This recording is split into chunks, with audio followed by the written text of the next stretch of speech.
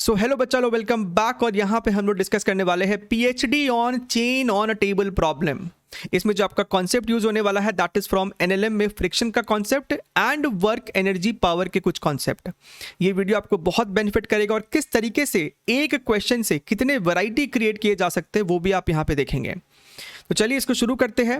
And शुरू करने से पहले दो इंपॉर्टेंट बात। सबसे पहला बात कि आप ज़रूर से सबसे पहले इस वर्क एनर्जी पावर के हमारे कॉन्सेप्ट वीडियो को देखिए। बहुत छोटा सा वीडियो है ताकि आपको समझ में आए आगे आने वाले इस कुछ स्लाइड्स में हमने कौन से फॉर्मूलेज यूज़ किए हैं, क्या यूज़ किया, आपको और ज़्यादा समझ में आएगा। ठीक है। और दूसरा इंपॉर्टेंट बात कि आप ज़रूर से हमारा ये जो टेलीग्राम चैनल है इसको ज्वाइन कर ले, एडुनिटी फॉर फिजिक्स। यहाँ पे भी हम अपने वीडियोस को शेयर करते रहते हैं, या फिर कोई इंपॉर्टेंट डॉक्यूमेंट है तो भी हम लोग उसको वहाँ पे शेयर करते हैं। चलिए शुरू करते हैं। तो यहाँ पे दो केस हम लोग देखने वाले हैं। सबसे पहला केस होगा जब चेन और टेबल के सरफेस के बीच में कोई फ्रिक्शन ना हो। ठीक है, कुछ पोर्शन चेन का ऊपर है और कुछ पोर्शन नीचे हैंग कर रहा है।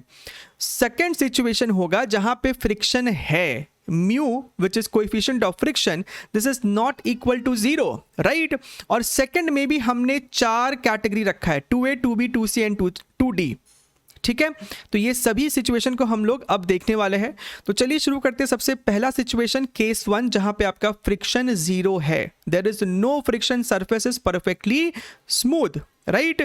तो यहाँ पे आपको जो वैरायटी बनता है वो क्या होता है, आप समझ सकते हैं कि अगर हमने इस चेन को रिलीज कर दिया तो ये जो हैंगिंग वाला पोर्शन है वो ऊपर वाले टेबल पे जो चेन रखा हुआ है उसको खींच लेगा नीचे की तरफ और ये नीचे मूव करना शुरू करेगा, क्योंकि फ्रिक्शन बैकवर्ड डायरेक्शन में नहीं लग सकता इसको रोकने के लिए। यहाँ पे स्मूथ है सरफेस। तो सवाल बनता है कि जब ये चेन कंप्लीटली टेबल से उतर चुका होगा तब उसकी स्पीड क्या रही होगी। So a basic question of energy conservation. ठीक है, समझने के लिए हमने यहाँ पे कुछ डेटा भी लिया है। हमने ये माना है कि चेन का जो टोटल लेंथ है वो है 3 मीटर्स, x यानी जो पोर्शन टेबल के सरफेस पे है उसका लेंथ है 1 मीटर और चेन का जो टोटल मास है वो है आपका 3 kgs।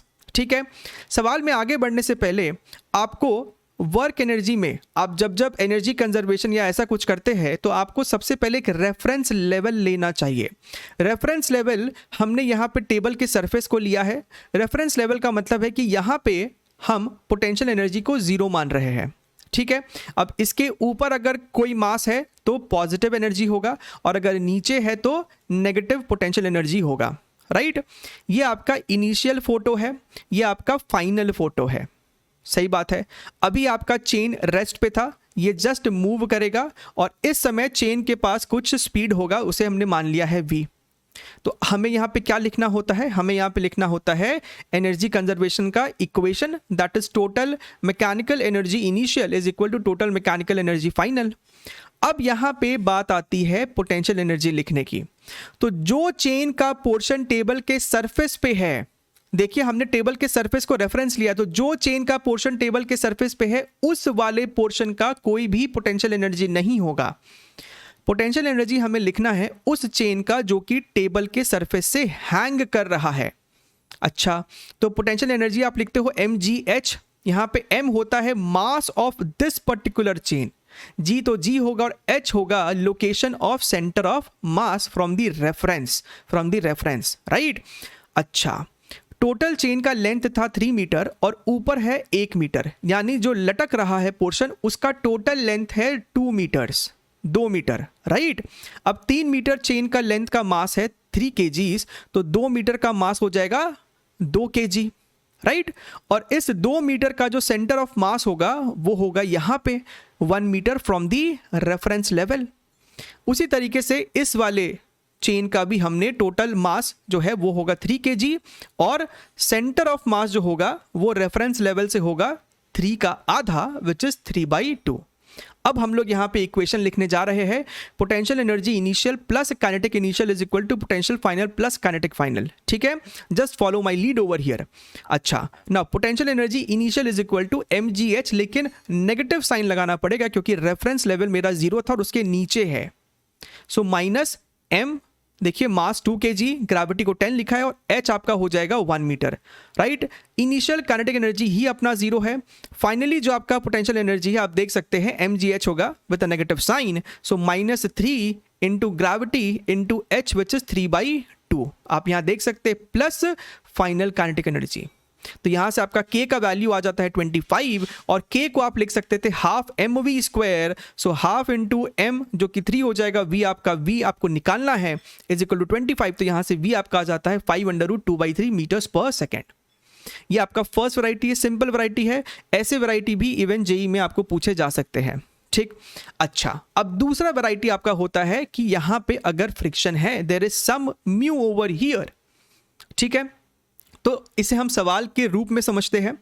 हमने मान लिया है कि चेन का जो टोटल लेंथ है कैपिटल L है, find the minimum value of x in terms of capital L for which chain don't slip, right. x की कम से कम वैल्यू क्या होनी चाहिए ताकि ये जो चेन है वो आपको नीचे की तरफ स्लिप ना करे, राइट। चेन का जो टोटल मास है वो हम कैपिटल M मान लेते हैं, राइट। तो हमें इक्विलिब्रियम सिचुएशन के लिए सॉल्व करना है और x की मिनिमम वैल्यू बतानी है। अब आप ये चीज समझ सकते हैं कि जैसे जैसे ये x का पोर्शन घटता जाएगा, डिक्रीज होगा, राइट। इसका मतलब है कि हैंगिंग पोर्शन का जो कंट्रीब्यूशन है वो ज़्यादा है। अब ऊपर वाला चेन जो है वो राइट साइड क्यों स्लिप करेगा, क्योंकि ये जो हैंगिंग पोर्शन है वो उसे अपनी तरफ खींच रहा होगा और इस वाले ऊपर वाले चेन को रोक कौन रहा होगा मूव करने से, सो बैकवर्ड डायरेक्शन में लगता हुआ फ्रिक्शन। तो बेसिकली हमें फॉरवर्ड फोर्स को और बैकवर्ड फोर्स को आपस में बैलेंस करना है। सो जो पोर्शन टेबल के सरफेस पे है हमने उसे अलग से बना लिया है। अगर इसका लेंथ x है तो इस पोर्शन का मास कितना होगा हम यहाँ पे लिख सकते हैं m/l इज द मास पर यूनिट लेंथ, और उसे अगर हमने x से मल्टीप्लाई किया तो इसका मास पता चल गया। सिमिलरली इसका लेंथ हो जाएगा l-x, तो इसका मास हो गया m/l into l-x, simple, right. अच्छा, अब ये चेन मेरा है तो इक्विलिब्रियम में, right. So forward force is how much, ये जो चेन का वेट है ना वही होगा इसका फॉरवर्ड फोर्स। ये जो चेन है इस वाले के साथ अटैच था और इसे खींच रहा था, सो m/l into l-x into gravity. और जो पीछे की तरफ फ्रिक्शन लग रहा है, राइट, मैक्सिमम फ्रिक्शन लग सकता है, that is mu into normal, और नॉर्मल कितना हो जाएगा इस वाले चेन का जो mg होगा, right, m into x upon l into gravity. हमें चुपचाप बस इन दोनों फोर्सेस को इक्वेट कर देना है। इक्वेट करेंगे आपको x का वैल्यू निकल के आ जाएगा l अपॉन 1 प्लस म्यू। आपको इसको एज अ रिजल्ट रटना नहीं है, आपको सिर्फ समझना है कि हमने इसको सॉल्व कैसे करा है, ठीक है। So this is the first situation in the second category. ना अब यहां पे जो 2b पार्ट है इसका, यानी कि सेकेंड सिचुएशन का जो सेकेंड कैटेगरी बन सकता है 2b, केस 2b, यहां पे आपको क्या बनता है, राइट। एग्जाम्पल के तौर पे है चेन का जो मास है, चेन का जो मास है और लेंथ है वो हमने मान लिया small mn capital L। x जो पोर्शन टेबल के सरफेस पे है उसका लेंथ हमने मान लिया है 12/3। Find work done by a person to put hanging part on the table. तो जो पोर्शन आपको लटक रहा है इसे ऊपर रखना है, राइट। तो आदमी को कितना काम करना पड़ा होगा, राइट। अच्छा, सो बेसिकली हमें यहां पे सिंपली लगाना है work done by the external agent is equal to delta you.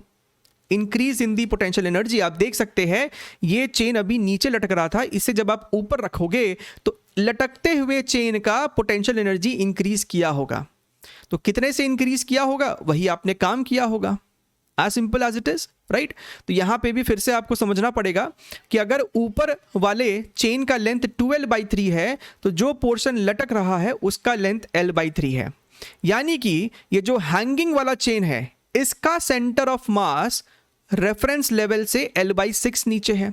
हमने फिर से रेफरेंस लेवल टेबल के सरफेस को लिया है जिसका पोटेंशियल एनर्जी 0 हुआ, ठीक है।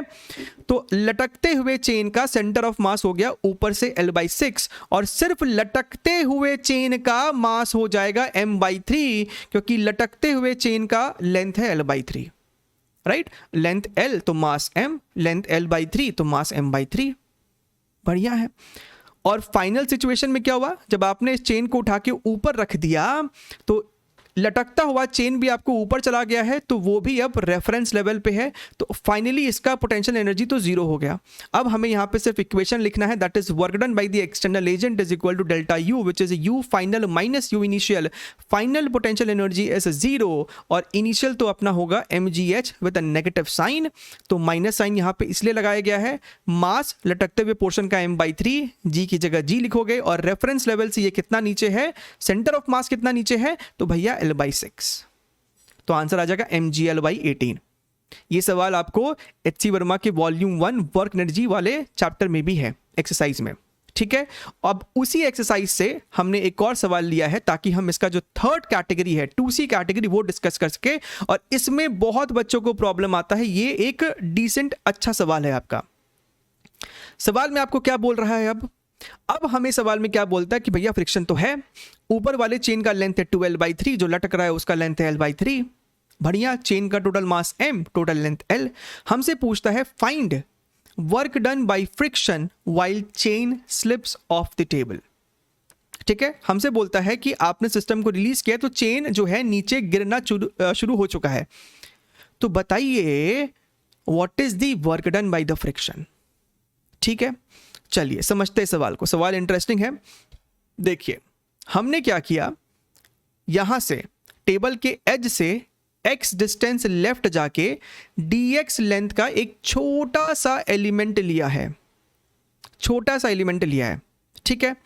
अब जब ये चेन कंप्लीटली स्लिप ऑफ कर जाएगा तो ये जो छोटा सा एलिमेंट है, ये जो छोटा सा एलिमेंट है वो टेबल पे कितना डिस्टेंस ट्रैवल करेगा, x लेंथ। ये जो छोटा सा एलिमेंट है वो इस टेबल पे x डिस्टेंस ही ट्रैवल करने वाला है। बात समझ में आ रही है? सो हम लोग सबसे पहले ये सॉल्व करेंगे कि छोटे से एलिमेंट पे फ्रिक्शन ने कितना काम किया है, राइट। तो हमने इस छोटे से एलिमेंट को अलग से बना लिया। छोटे से एलिमेंट पे अपवर्ड डायरेक्शन में एक छोटा सा नॉर्मल लग रहा होगा, डाउनवर्ड डायरेक्शन में इसका वेट होगा which is m into G. छोटा सा मास कितना हो जाएगा, मास पर unit length into that small length dx multiplied by gravity. Now this elemental chain is going to slip rightwards, तो फ्रिक्शन लगेगा इस पे backwards which is mu into normal. बढ़िया है। अब वर्क डन कितना होगा, सो सर छोटा सा जो वर्क डन होगा that is equal to how much, छोटा सा work done by friction is equal to frictional force into displacement. Negative sign लगा रहे हैं क्योंकि भैया फ्रिक्शन आपको पीछे है और डिस्प्लेसमेंट आगे है। बात क्लियर है एकदम। डिस्प्लेसमेंट होने वाला है x, तो ये हो गया आपको छोटा सा वर्क डन। लेकिन हमें तो चाहिए टोटल वर्क डन, तो आप इंटीग्रेट करोगे लिमिट कहां से कहां तक, हमें तो टेबल के सरफेस पे जो भी चेन रखा है उसे कवर करना है, तो 0 से लेके यहां तक का distance which is your 2L/3। आप इसको चुपचाप इंटीग्रेट करेंगे, इजी सा इंटीग्रेशन है। After integrating and putting the limits you are going to get the answer -2/9 mu mgl। Same सवाल आपको HCV के वॉल्यूम 1 में भी है। क्लियर एकदम। अच्छा, बच्चों को लग रहा है कि सर हमने तो काफी यहां पे PhD कर लिया, अब इसका 2D में आप क्या बताओगे, तो 2D में इसी का एक्सटेंशन होगा। इसके आगे हमसे सवाल में और कहां जा सकते थे, हमसे अब सवाल में यह पूछ सकता था कि आपको भैया ये 2L/3 है, चेन जो है वो स्लिप करना चालू करता है। जब चेन कंप्लीटली स्लिप कर चुका है टेबल से, अब उसकी स्पीड कितनी है। अब यहां पे आप एनर्जी कंजर्वेशन नहीं लगा सकते क्योंकि फ्रिक्शन भी रोल में आया है। तो पिछले वाले रिजल्ट को, इस वाले रिजल्ट को हम अब इस 2D वाले सवाल में यूज करने जा रहे हैं, ठीक है। सो रेफरेंस लेवल हमने टेबल का सरफेस लिया है, राइट। फिर से वही बात, जो पोर्शन लटक रहा है उसका सेंटर ऑफ मास का लोकेशन L/6 नीचे है, इसका मास m/3। अब इस वाले हैंगिंग चेन का मास टोटल m ही होगा और सेंटर ऑफ मास का लोकेशन ऊपर से L/2 पे है। यहां पे हम कौन सा इक्वेशन इस्तेमाल करेंगे, तो sir work done by non conservative force is equal to delta U plus delta K. ये सब आपको हमारे रिवीजन नोट्स में मिलेगा ही मिलेगा, आपने भी जरूर से पढ़ा होगा, ठीक है। सो वर्क डन बाय, यहां पे नॉन कंजर्वेटिव फोर्स है friction, so work done by friction is equal to delta U plus delta K. अब फ्रिक्शन ने क्या काम किया है वो हमने सॉल्व कर लिया था, राइट। डेल्टा यू मतलब you final minus U initial, this is the final situation, this is the initial situation. So final situation में पोटेंशियल एनर्जी कितना है, mgl/2, नेगेटिव साइन तो लगाना ही पड़ेगा, राइट। इनिशियल सिचुएशन में पोटेंशियल एनर्जी कितना है वो भी नेगेटिव साइन के साथ आता, लेकिन ऑलरेडी यहाँ पे एक नेगेटिव साइन है तो माइनस माइनस प्लस हो गया है, and this is your mgh again which is m/3 into gravity into l/6। Final kinetic energy which is your half mv² and initial kinetic energy तो आपका है ही 0। अब अगर आपके पास प्रॉपर डेटा हो सवाल में तो आप इस इक्वेशन को बड़े आराम से, बड़े प्यार से सॉल्व कर सकते हैं। You just need to find the value of v, right. So that is all about PhD on chain on the table. I really hope that you have understood something from this video. और ज़रूर से comment section में लिख के बताइएगा कि आपको ये पूरा एनालिसिस कैसा लगा और आप और किस तरीके के टॉपिक या फिर पर्टिकुलर वैरायटी पे PhD एक्सपेक्ट कर रहे हैं।